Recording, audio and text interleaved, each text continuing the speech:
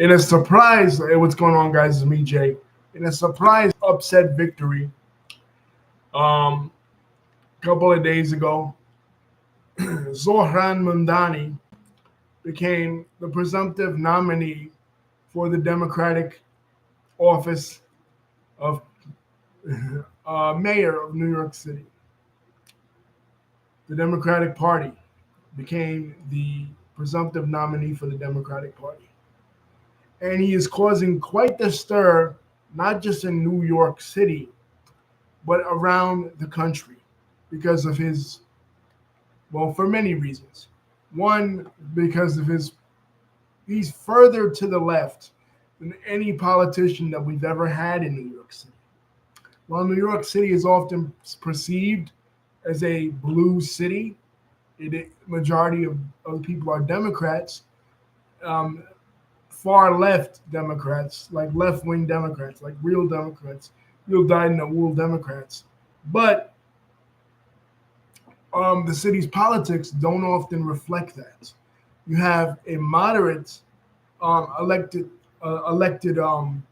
establishment, Democrats, but they're moderates. They're not leftist, really. These elected officials in New York that are Democrats.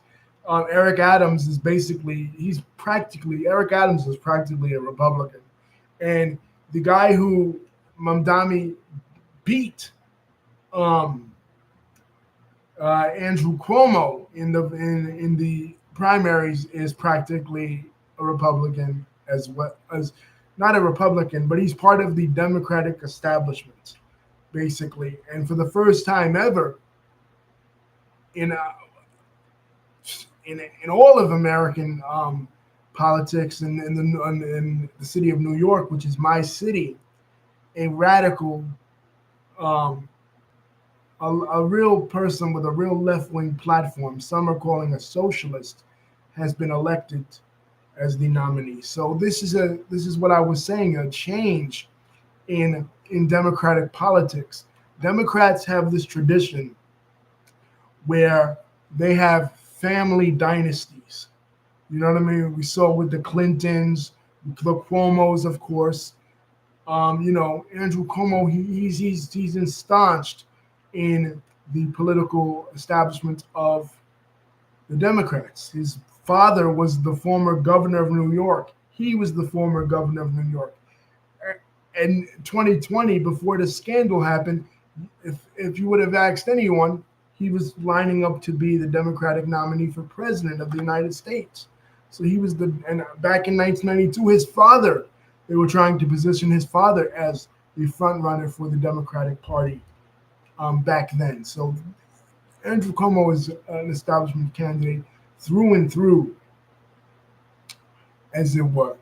But this guy, Mamdani, came along and he upset the apple cart. He is currently serving as a member of the New York State Assembly, but he felt like he wanted to inject the Democratic race for mayor, Democratic primary for mayor, with some youthful energy. And he is indeed a youthful person. He's younger than I am. He was born in 1991, right? He's a member of the Democratic Party, but he's also part of the Democratic Socialist of America. Now he has an interesting background. His father was a professor, Mahmoud Mamdani, and his mother was a filmmaker, Mira Nair, and he was born in Uganda. He was born in Uganda, East Africa, to Indian parents. Now, what many people don't know is that Uganda has a huge Indian population. During British colonialism in Uganda, they brought in or they invited migrants from the Indian subcontinent. Obviously, Mamdani's family was among these. So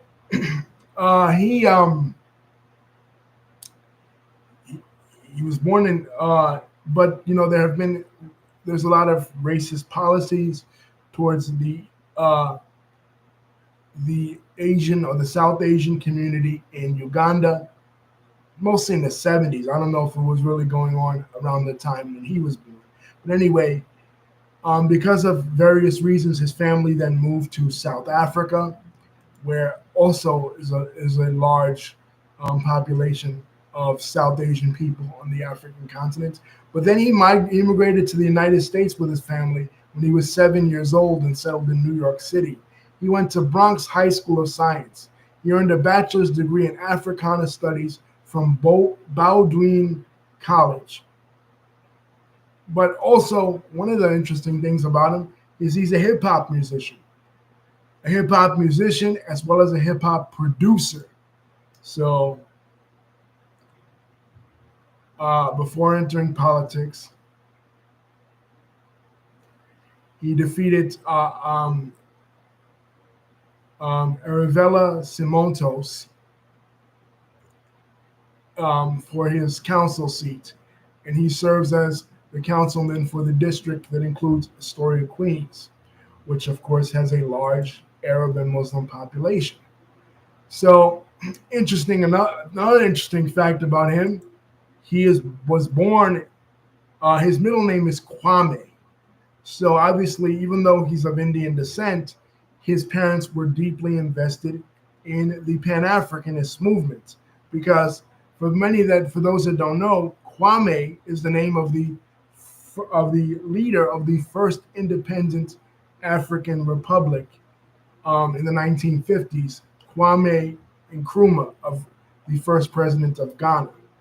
So his parents were very Afrocentric, even though he's of Indian descent. Um,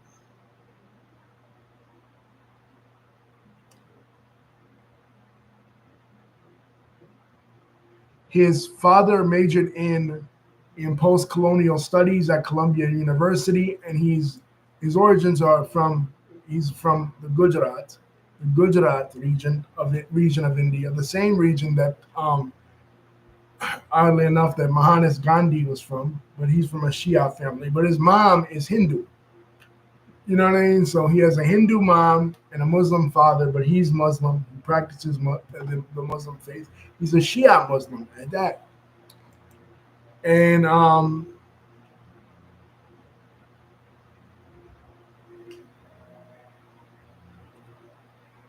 he worked with lower income families in Queens, New York, his district, get for getting them evicted before he got into politics.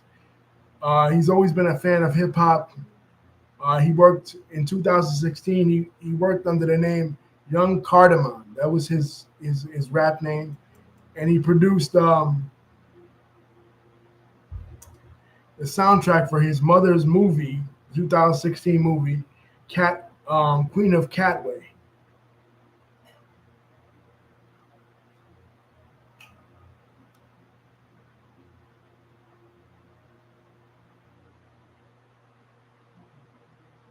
He's a member of the State Socialist and Office Bloc, as well as a member of the Muslim Democratic Club of New York. And what's interesting about him is that he is so multicultural. This guy appeals to African Americans. He appeals to Hispanics because he speaks Spanish fluently. Spanish is one of the languages that he speaks fluently, along with Urdu, Hindi, Bengali, and English.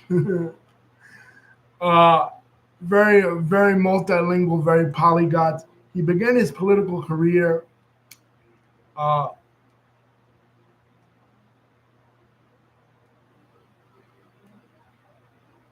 working with several Muslim and Arab politicians, particularly on the campaign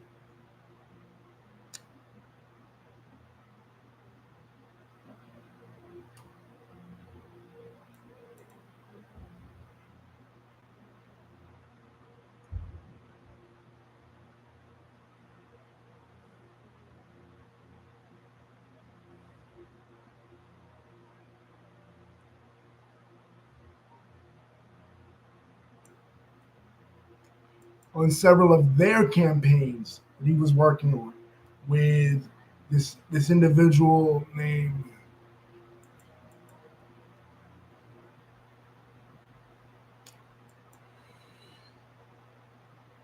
several Palestinian politicians, both Muslim and Christian, a Christian Palestinian Lutheran minister. But because of his positions on Palestine and because of his positions on Palestine Israel, many people have called him anti Semitic. They've labeled him with the anti Semitic label, claiming that he is against Jewish people. And this comes largely from a debate, the New York City debate, New York City mayoral debate they were having. And they asked all the candidates, Peter Ledler, Andrew Cuomo, they asked them all, where's the first place they would visit if they became mayor of New York City? And you know what they said? They actually sat there and said, Israel. So you mean to tell me that the objectives and the goals and the aims of the government of Israel is more important to you than the people of New York City who you are campaigning to serve? And this is the problem. This speaks to the problem. Cuomo said this, Ledler, they all said this except for Mamdani. What he said was, I'm not concerned about Israel. I'm concerned about New York because that's who I'm campaigning to be the mayor of. I'm not campaigning to be the mayor of Tel Aviv. I'm not campaigning to be the mayor of Haifa. I'm not campaigning to be the mayor of Jerusalem.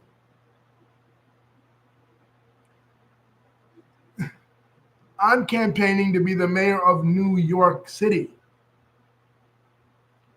And that's who I'm concerned with, New York City. I'm not concerned with these other places because I have no control over these places. This is the point of lunacy. And Tucker Carlson show with Ted Cruz interview reveals the same thing. This thing of Israel is so crazy that every politician must kiss the ring, whether they're Democrat or Republican. Lisa says she watching it. She was like, what the fuck, really? And the tradition actually goes back to David Dinkins. David Dinkins was, who ironically got elected the year Mamdani was born in 1991. Mayor Dinkins was the first mayor ever to visit Israel. And this is because, one, well, the Democratic Party has a lot of Jewish people in it. There's no secret there. And two, the city of New York has a large Jewish population, right? The largest Jewish population in the world outside of Israel. But they have other populations as well, including the Palestinian and Arab and Muslim population that their needs are completely ignored, but not by Mamdani. He has gone to several protests. He has spoken out against the treatment of Palestinians, and he was the only politician among the Democratic.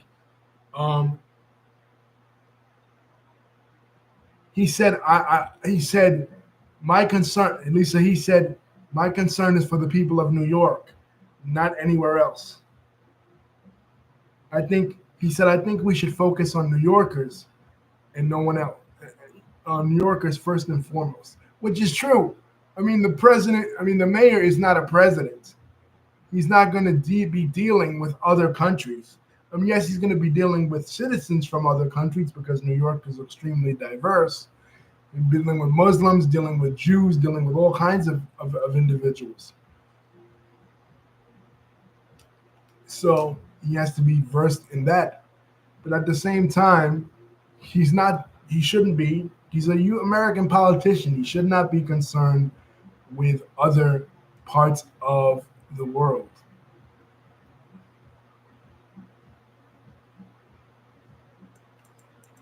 None of them should, really.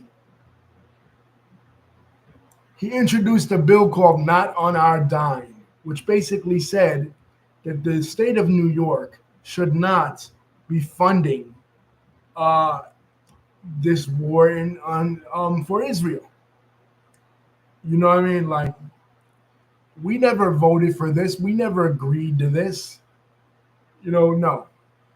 So in response to that, a lot of Jewish organizations and Jewish politicians have come out and said that Mamdani, or smeared him, that he was anti-Semitic. Now, I implore you to consider history. I implore you to consider the example of Barack Obama. Remember in 2008, when Barack Obama first announced his candidacy for president. Remember, all this stuff that they're saying about Mamdani is what they said about Obama too. Oh, he's Muslim, right? Well, in the case of Mamdani, he really is Muslim, but that he's anti-Semitic. He's going to side with the Muslims. He's going to be anti-Israel. He's going to be anti-white. That he's socialist, right? That he is too young. He's too naive. He's too inexperienced. They said all this stuff about Barack Obama when he was running for president of the United States. This is a smaller version, a repeat of what happened to Barack Obama. Think about it, guys. An establishment candidate that the Democratic Party thought for sure was going to win. In Mamdani's case, you had Andrew Cuomo, somebody from a political family. In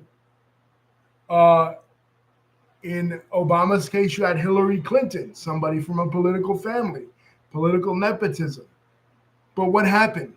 The guy who came from out of nowhere, the guy who had a grassroots campaign on the ground with a name you couldn't pronounce, with a unique perspective on the world from being raised and being reared in different parts of the world. In Obama's case, in Hawaii and Indonesia, and in Mamdani's case, in parts of Africa, as well as the United States, coming from a Muslim background. It's exactly the same, but even better because Mamdani's younger, and he's not so wedded to the political conventions. He's openly admitting that he has socialist leanings, and so some of his positions are like the baby baskets, giving couples with newborn babies supplies, incentives, diapers, things they need, stuff that would expand the current WIC program that we currently have. Free bus rides, which was something that he proposed, which is something that my mom and I have been debating. Is this feasible? Because a lot of times you'll hear politicians come on here and you will hear them, and I've said it too. I've said that things like the UBIs, the Universal Basic Income, that Andrew Yang was proposing, I said that was impractical. I said that was never going to happen, right? And on a national level, probably it won't. But something like this, free bus rides throughout the city, this would be cool for New Yorkers. You know what I mean? And would the city really miss that revenue? You know what I mean? But again, his socialist leanings and his workings with some radical left-wing parties have caused an impact. Just in this mere win, we have luxury real estate brokers say wealthy New Yorkers are already looking to flee after Zohran Mamdani's primary win. So wealthy New Yorkers are scared.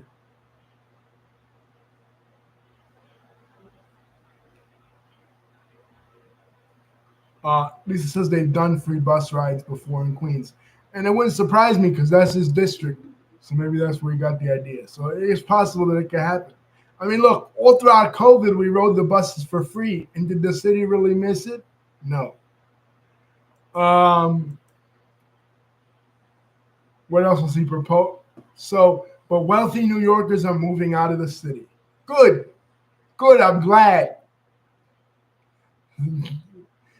Because what ends up happening in New York, and I'm not like a super uber communist or socialist that I talk about eat the rich. I understand that, people are successful for whatever reason, be they nepotism, be they family connections, whatever reason you're successful and you're rich and wealthy, that's your business, right?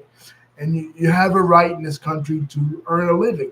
What you don't have a right to do is to steal from others, steal from the poor, take advantage of the poor, and create a heavily stratified society in which the poor of the city are extremely on the bottom ebb of the economic structure and the rich are on the extreme top.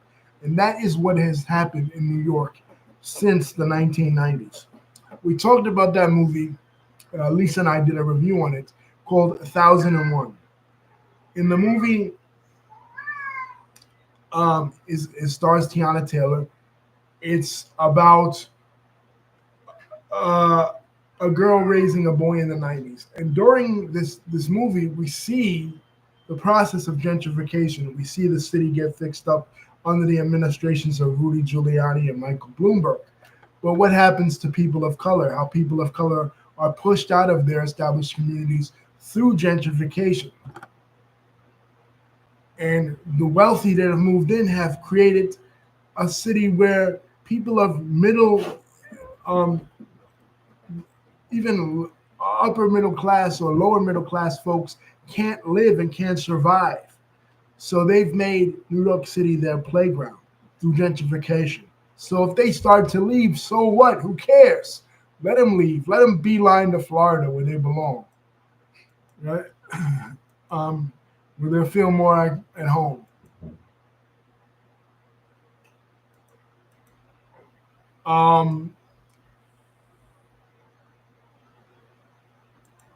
And here's another one. Of course, he's Muslim, so you have Islamophobia propping in.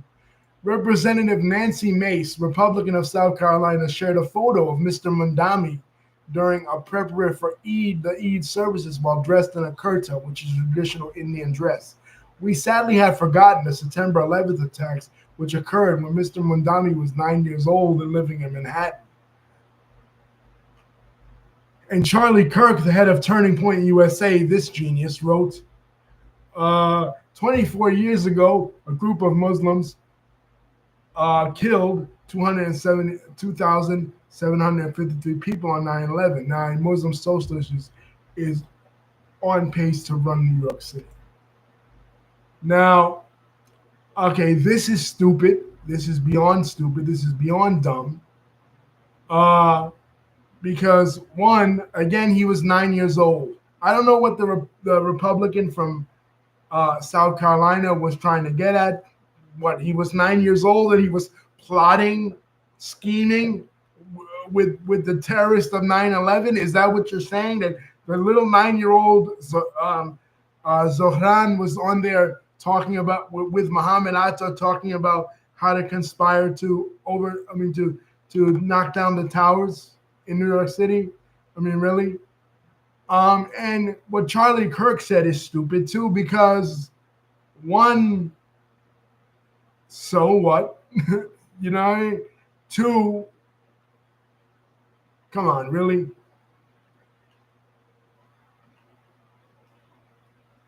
Three, these are the same Republicans who support Donald Trump, who does business with Qatar, who receives planes from Qatar, who receives planes from equipment from Saudi Arabia, they kiss his ass in Saudi Arabia. He does business with Mohammed bin Salman in Saudi Arabia. He has connections in the Middle East with Saudi Arabia. Listen, of the hijackers in 9/11, first of all, none of them were Shia, which Mamdani is a part of the Shia sect of Islam. Secondly, none of them were Indian. They were all from Saudi Arabia. They were all from Egypt. Who does business with Saudi Arabia and Egypt, especially Saudi Arabia? Donald J. Trump and all his friends. The WWE is on the fast track. The war is not affecting them. They're on the fast track. They're on the planes to Saudi Arabia right now as we speak. And, they're business associates with Donald Trump. Remember that plane from Qatar he received? So those people, the Saudis and the Qataris and the Gulf Arabs, they're a lot closer to the hijackers of 9/11 than Shia Mamdani, who, if the 9/11 hijackers had seen Mamdani, they'd have want to kill him first, because one, he's pro LGBT. Two, he's not an Arab. He's Indian. And three, he's Shia. You know, the people that did 9/11, Al Qaeda, and those radical Sunni groups. They're against Shias. They're just as much against Shia people as they're against Americans or Jewish people. Come on. And he attended a protest where they said the words, make the Intifada global, calling for the global Intifada. And they tried to catch him on this, the press, right?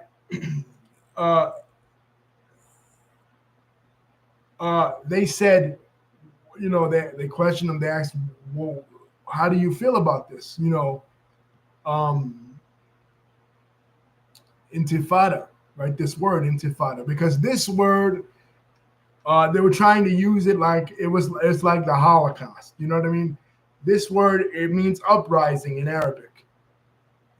And it refers to the two previous intifadas, the one from 1987 to 1993, and another from 2000 to 2008. Uprisings of the Palestinians in the territories, right, in Israel. So they tried to catch him on this. And his response was brilliant. I love his response. His response was that if you go back in history and you look at the Holocaust, the National Holocaust Memorial Remembrance, right?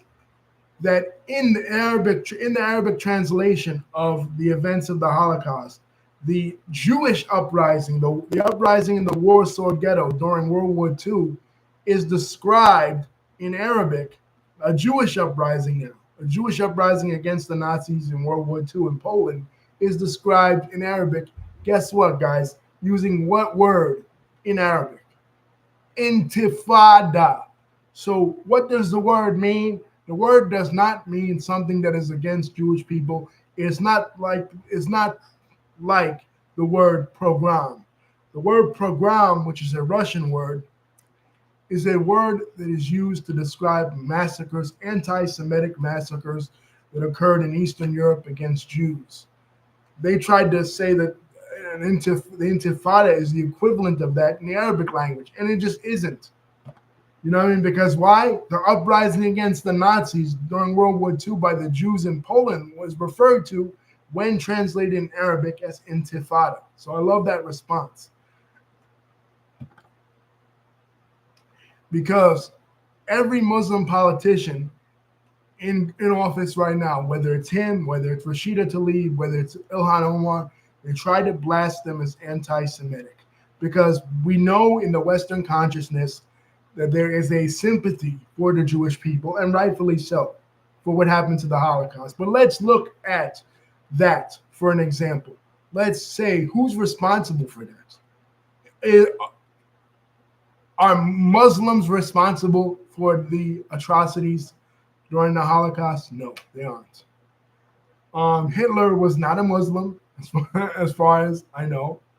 He didn't follow the ideology of Islam, right? He had Muslim Waffen-SS soldiers, that is true.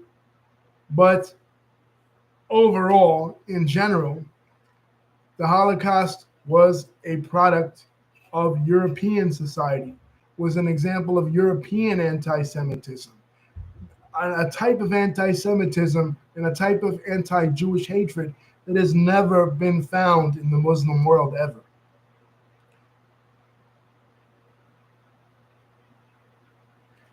The type of anti-Semitism that is repudiated in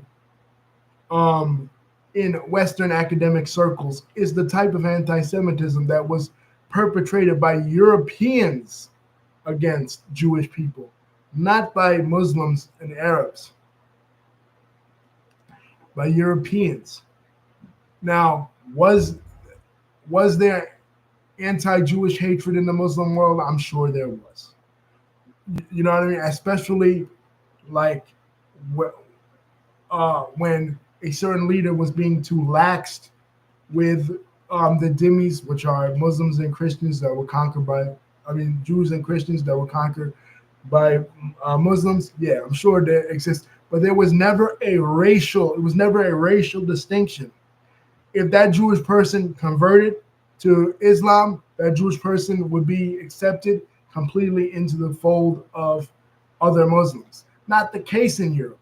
In Europe, it was a racial classification. Even if a Jewish person converted in Europe, like they did during the Inquisition, when the Catholics took over Spain in the Middle Ages, they still were discriminated against.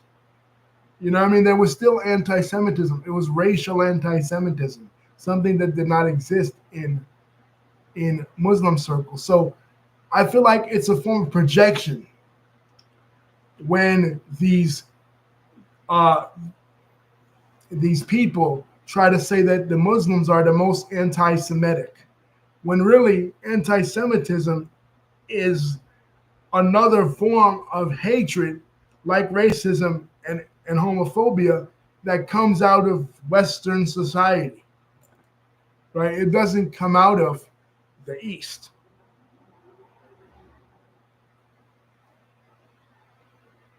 You know, and when we look at the attacks against Jewish people that occur in this country, the biggest attacks in this country, 2018, the Tree of Life Synagogue was shot up in Pittsburgh, Pennsylvania. Was that a Muslim, or was that a right-wing extremist that followed the likes of Donald Trump, Candace Owens, and yes, even Ben Shapiro? Was the 2019 Poway shooting in San Diego, was that a Muslim extremist? No, that was a right-wing extremist. So they're quick to put the anti-Semitic label on anybody that speaks against what Israel is doing to the Palestinians. No longer are we going to be one-sided about this issue. I've seen people on the left as well as the right talk about how fucked up this situation is. And I've seen people on the left as well as the right defend Israel for whatever reason. Jewish constituencies, AIPAC, whatever. So I knew immediately when a Muslim man started to run for president, I said, you know what? I said,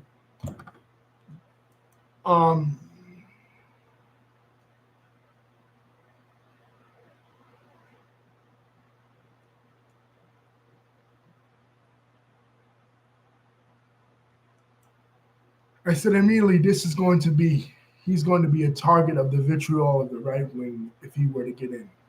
Okay, let's get to some of his other policies, his economic policy.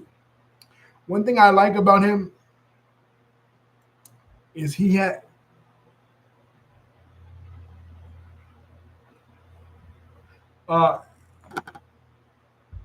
wait, what did I say, Lisa? Did I say mayor? So presidency from our lips to God's ears, right? In the future, right? As they would say, okay, yeah, my bad, mayor. From our lips to God's ears, in the future, as they say in Arabic, inshallah, right? God willing.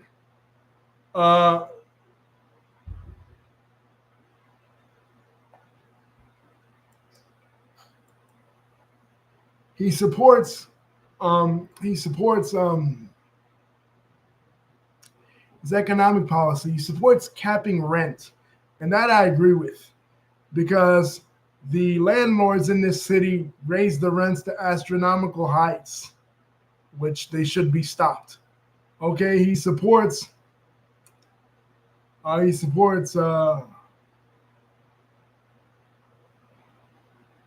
raising the minimum wage to $35 $30 an hour by 2030. A corporate tax increase by 7.2% to 11.5% to match those of New Jersey. He went on a hunger strike for taxi workers.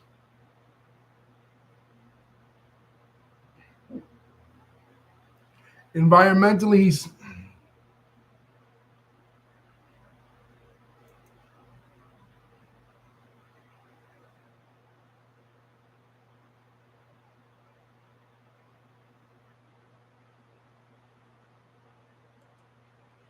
Environmentally, he supports more green projects, including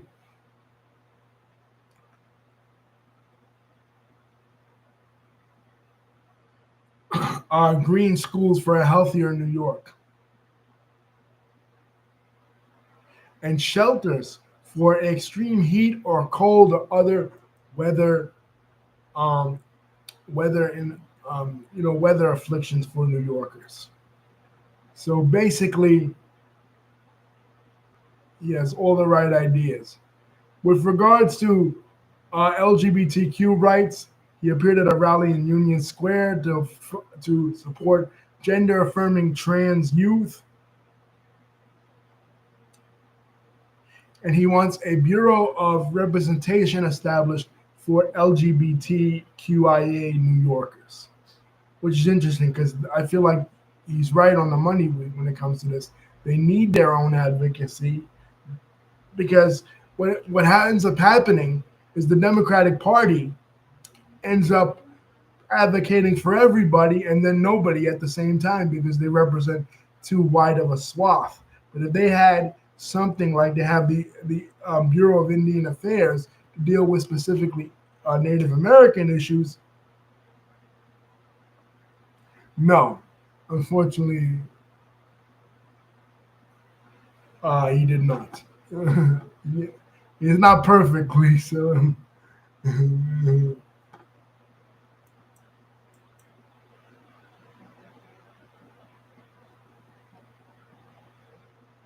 Well, actually, no. I'll take that back. He was one of the pioneers of the Fair Fare program in New York. So that really affects accessoride. Um, Wait a minute. He does support something with regard to that.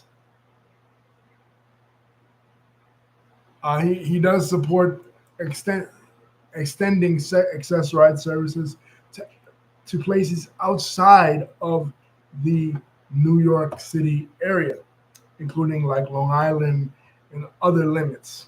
So, I mean, that'd be a great thing for me because I'd be I'd be able to visit my school. You know what I mean? But he's really good. You know, he supports affordable housing, which on code according to the ADA have to be wheelchair accessible. So that's cool for people with disabilities. He supports of course, like I said, incentives for families. He's a huge supporter of immigrants. He made Latinos seen and heard. He made his position on Trump's escapades with ICE. He said that would not happen in New York if he were mayor, like what's happening in Los Angeles. You know what I mean? So, I mean, he is an exciting candidate, man. He is an exciting candidate. But then again, you know, the Democratic Party, uh, they like change, but they don't like a lot of change. And don't forget, he'll be running up against an incumbent, Mayor Eric Adams, who is an establishment Democrat who nobody likes. I mean, New Yorkers hate this guy. So if he wins, if he happens to beat,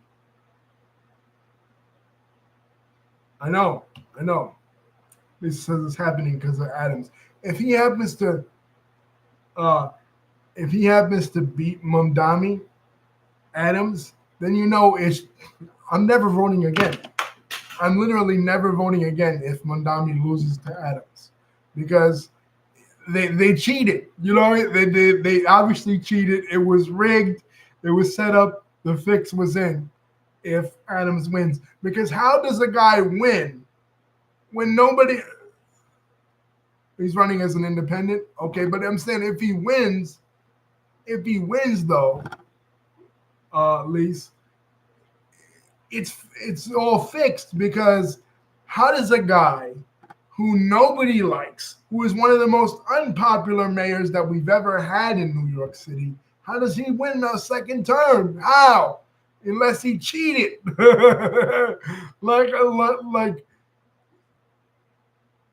I mean, for those of you guys that don't live in New York City, This guy is terrible. This guy is a disaster. All he does all day is hang out with rappers, go to different parties, smile and laugh. It's like to him, this is all a big joke. Like,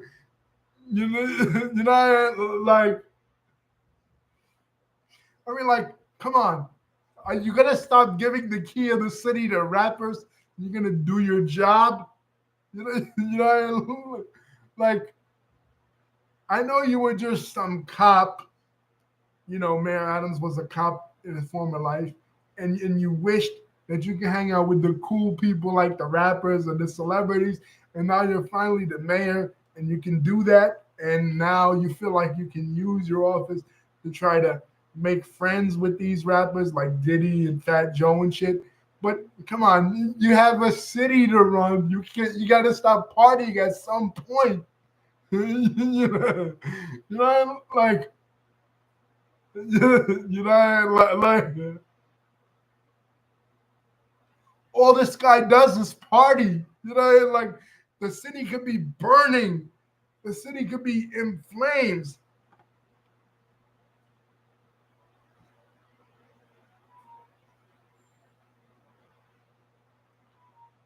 And all this guy does is party. And Lisa's getting at something very interesting that we've talked about, and that is the generational divide. I'll read Lisa's comment. She said, "I saw an Adams rally today. Adams had a lot of older black people there and women of all races, and people in the comments were saying if Adams wins, it'll be because of the older generation." And Lisa is spot on about this because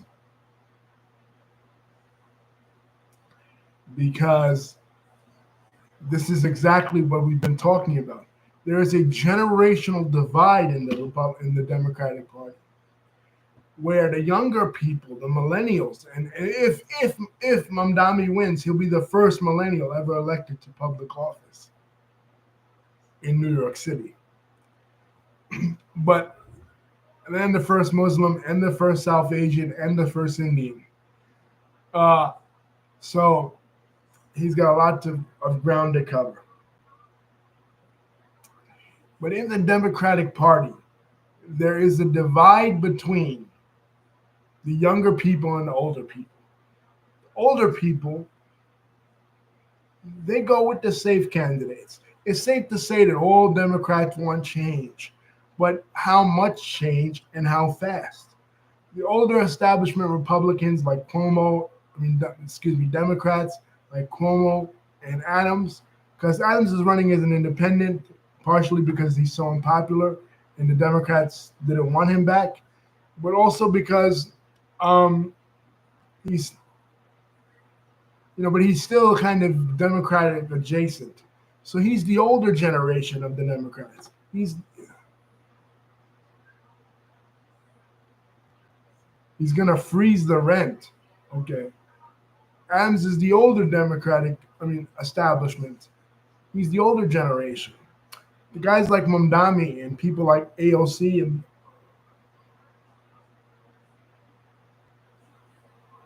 Adams is center right. I would say center left. But I guess you could say center right. I guess he kind of skews right.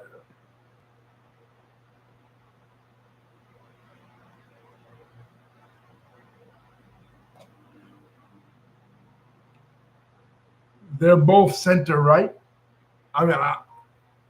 Okay. But there's this battle between.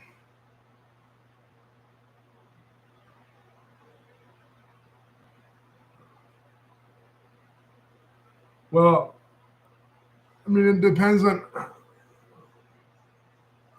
No, I disagree with you. I think Mamdani has a lot of. He wants different stuff. But okay. How far left you want to go?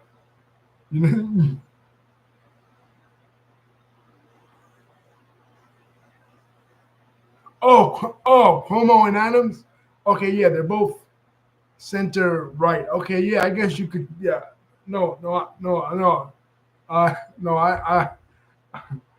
I agree with you. I agree with you on that. Yeah, Como, these are Democratic establishment candidates, center right Democrats. I said center left because technically they're kind of Democrats, so they're on the left technically, as we term it in the American political apparatus. Technically, I mean compared to, I guess again, it's what you want to compare it to. Do you want to compare it to Donald Trump? If you compare it to Donald Trump, then they're on the left. But if you compare him to Mamdani, then they're on the right. You're right. I agree with you on that. Mactastic. Maybe a couple of years ago. Yeah, I mean, obviously now the Democrats have a new, different energy. You know what I mean? Like Lisa is saying, and I'm saying there is a difference in the Democrats. They're picking different people. Bernie Sanders really, really, right. Bernie Sanders really changed the trajectory of the party.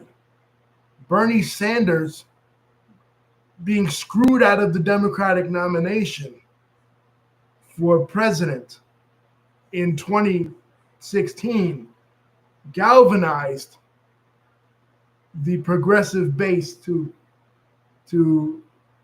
enact change.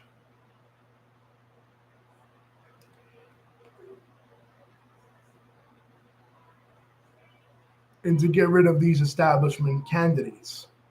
You know what I mean? And to push for a more progressive agenda.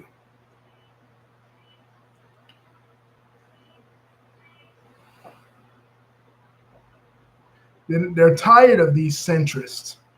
They're tired of these old school Clinton Democrats, these Clintonites. That's what they basically are. These Adams and these Pomos, these are Clinton style Republicans. I mean, Clinton style Democrats. You know what I mean? Like the Clinton era was like, okay, we can't be too left. So we got to kind of exist in this kind of, we're right, but we're not, we're like center right, like Mactastic is saying. Remember the era of no more big government that Clinton said when he got elected in 1992? Basically trying to be like Republican light. So what if that's the case? If you're Republican light and they're Republican strong, like Bud Light and Budweiser and Bud Light, aren't they the same beer? Just oh.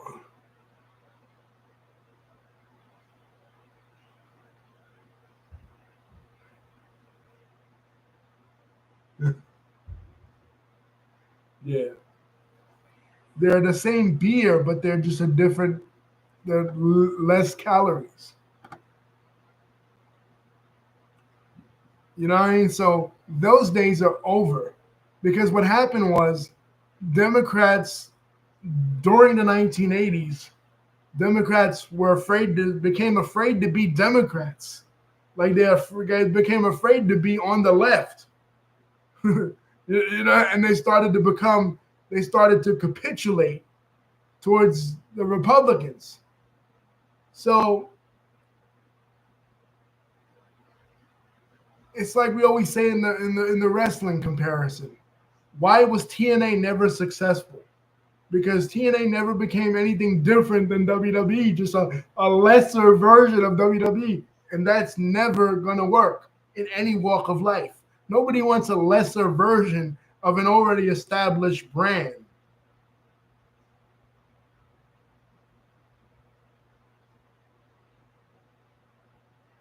Right?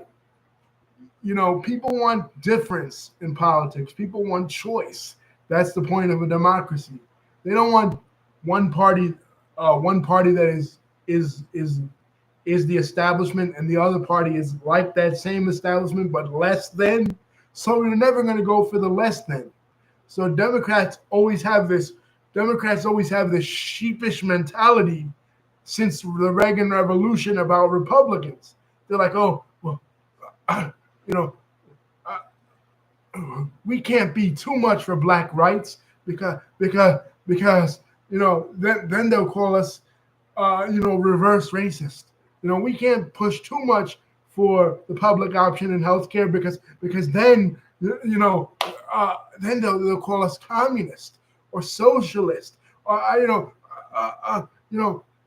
we can't push too much for the Palestinians because then they'll call us anti-Semitic, and we're not that. We're Democrats, but we're patriotic Americans, right? We support everything that the warmongering Republicans support, right? And just this endless capitulating and this endless groveling, this endless trying to justify themselves to Republicans. It's like, what the fuck? Are you Democrats or are you Republicans? Like, have the courage for your convictions. And Democrats rarely have that.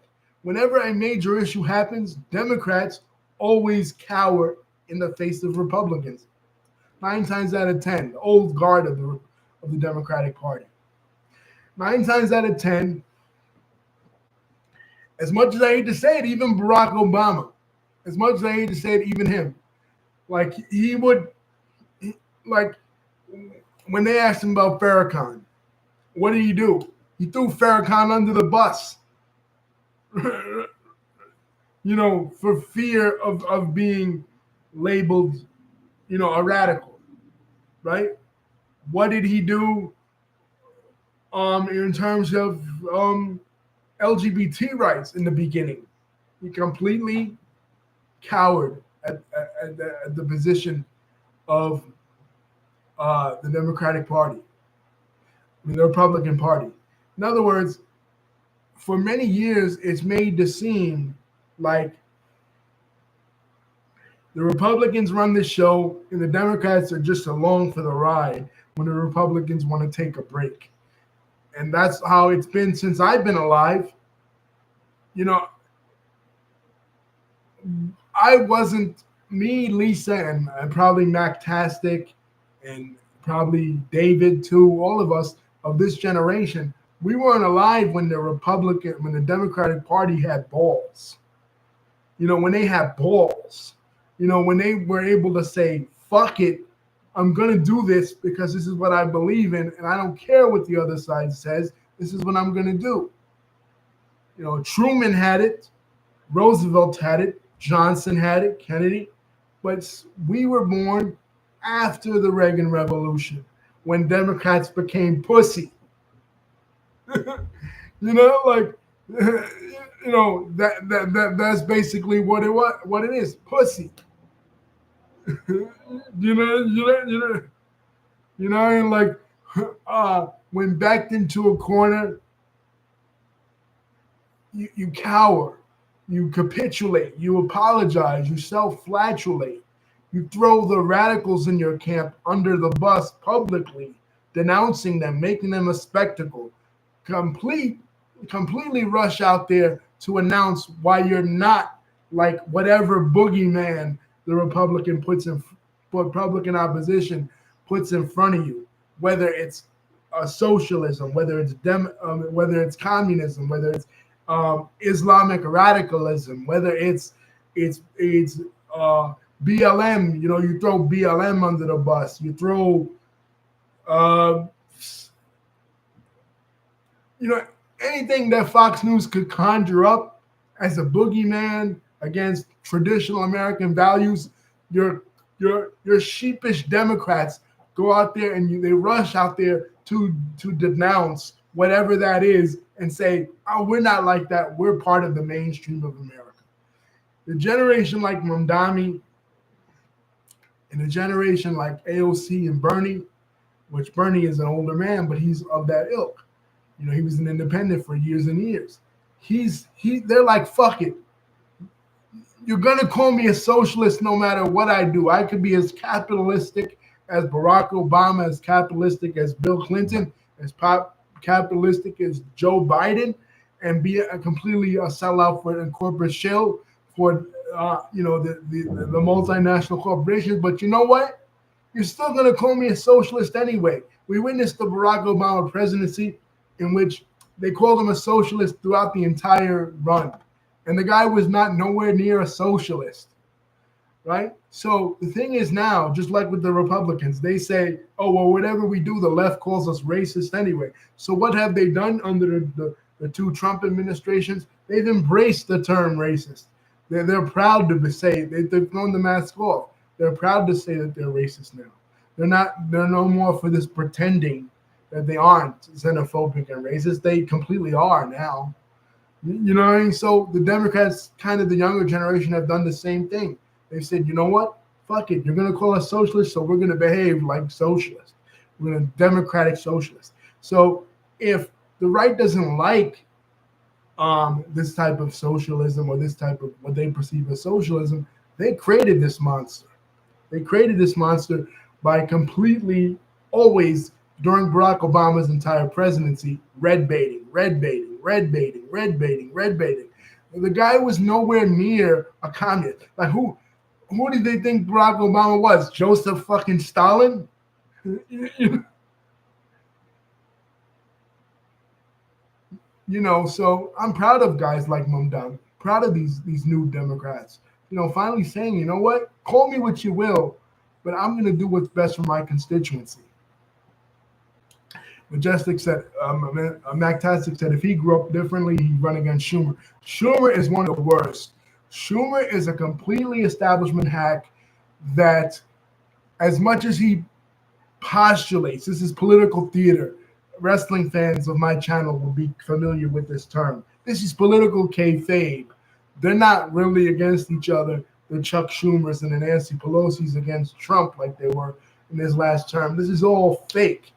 you know what I mean? Like, they're all cool with each other because they all represent the exact same corporate interests.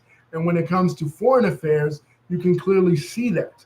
Now, again, not that foreign affairs should be something that Mamdani should completely concern himself with, because again, he's mayor, he's not president, but he deals with people from all walks of life. And like I said, being a Muslim, being working with a lot of Palestinian lawmakers and councilmen, both Christians and Muslims, obviously it's an issue that is dear to his heart, and it's an issue that is dear to my heart because I focus a lot on Middle Eastern politics, being a person of North African, partly of North African extraction.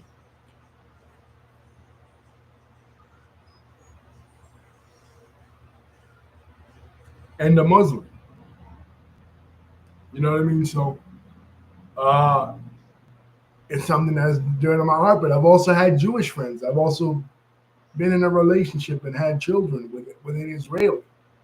You know what I mean? So I understand both sides, and I don't like that there is a fine line between hating Zionism and hating anti-Semitism. I don't think, and being anti-Semitic, I don't think, and there are some who are anti-Zionist and anti-Semitic. I don't think being anti-Zionist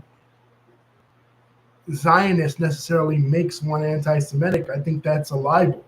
I think that is done to, again, like the red baiting thing, to immediately shut down dialogue. And the right does it too. The right accuses the left of doing this. The right calls the left SJWs, and I've done it too, even though I consider myself on the left. I've done it too, where I've made fun of SJWs, made fun of, blue hair feminists or whatever, right? Engaging in this type of rhetoric. Because quickly, even when someone's not a racist, just they say something critical, they're immediately labeled as a racist.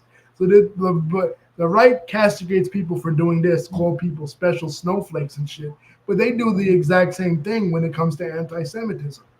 They equate anti-Semitism, they equate anti-Zionism and criticism of Israel with anti-Semitism. And they're not the same thing. They're completely not the same thing. Just because you criticize Israel, which is a state, once it became a state on May 14, 1948, it ceased being above reproach. Even when it was just an enclave of Zionist settlers, it ceased. What government is beyond reproach? What government should be beyond reproach? Every government we should be allowed to criticize every government without being shut down by saying that we're racist or anti-Semitic, or that we hate Jewish people, are equating us with Mustache Man. When in fact the authoritarians in Washington, the authoritarians in many cities, have more in common with Mustache Man than we do. Than we on the left that are simply criticizing a state and its actions towards a minority group. But apparently you think that's the same thing as being anti-Semitic, just like you thought criticism of the war in Iraq was the same thing as being anti-American when it clearly wasn't. When people that were against the war in Iraq were trying to save American lives. So how many times in American history do conservatives have to be on the wrong side of history? And by conservatives, I just don't mean Republicans either. There's a difference. Conservatism is a political philosophy. Republicans are a party. And every time in American history, no matter what the issue, these right-wingers, both in the Democratic and the Republican Party, like Lisa was saying and Mac Tastic was saying, the old guard of the Democrats, they've been on the wrong side of history. They won the wrong side of history during the American Revolution. Conservatives would have supported the monarchy. During the Civil War, they would have supported the South and the secessionists.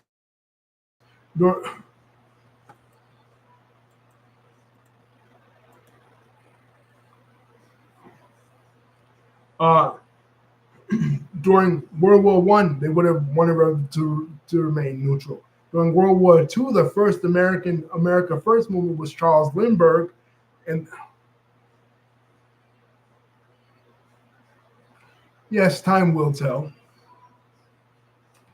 And of course, during the Civil Rights Movement, conservatives were on the wrong side of history. During LGBT, during decriminalization of marijuana, basically every issue.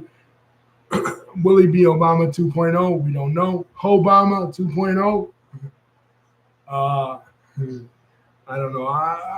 I mean, I give President Obama, former President Obama, the benefit of the doubt. He wasn't perfect. You know what I mean? There's a lot of things he did that I disagree with vehemently. And I think this is completely off topic, well, semi on topic in a way. But the complete indignation of a lot of these liberals and these Democrats criticizing Trump and his bombing of Iran without congressional approval, completely forgot that Obama did the exact same thing to many countries, including Libya. We didn't forget Libya. And at the time, Lisa and I got into a verbal debate in 2012 and 2012 and 2011 about this. I said the Democrats at the time that were supporting Obama's actions in Libya were completely hypocritical, because when Bush did the same thing with Iraq, they criticized it, rightfully so, but they didn't criticize it with Libya. So now Trump's doing it with Iran, and they're completely forgetting about what Obama did in places like Libya, Syria, and Somalia and Yemen. So I'm not saying that Mamdani is pro the war in Iran or was the pro war in Libya or the war in Iraq or any. Yeah, we did. Listen, I'm consistent. I'm against war in the Middle East unless we're attacked. You know what I mean? Like, I'm against these endless wars in the Middle East for Israel, because I see what it is. I see through it. You know what I mean? I see that it's all a plan by the Israelis to basically have them rule and control the entire region. You know what I mean? And it doesn't matter if it's a Democratic administration or Republican administration. Now, Mamdani's just the mayor of New York. But at the same time, being the mayor of the most prominent city in the United States,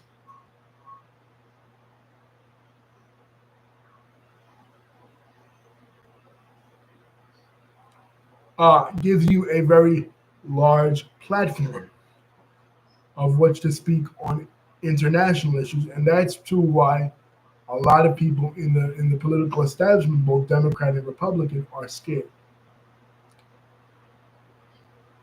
So time will remain to be seen about what this guy brings to the table and if he even wins. But let's hope, let's keep our fingers crossed. Peace, guys. Don't forget to like, comment, and subscribe. Thank you, Mactastic. Thank you, Majid. Thank you, David. Thank you, Lisa. Thank you, guys. Peace. And those of you that aren't subscribed, like Magtastic and Majid, continue to subscribe, man. There's a lot of political content on here. You know, we like to keep it lighthearted, but we do talk politics once in a while. So, peace. Thank you, guys.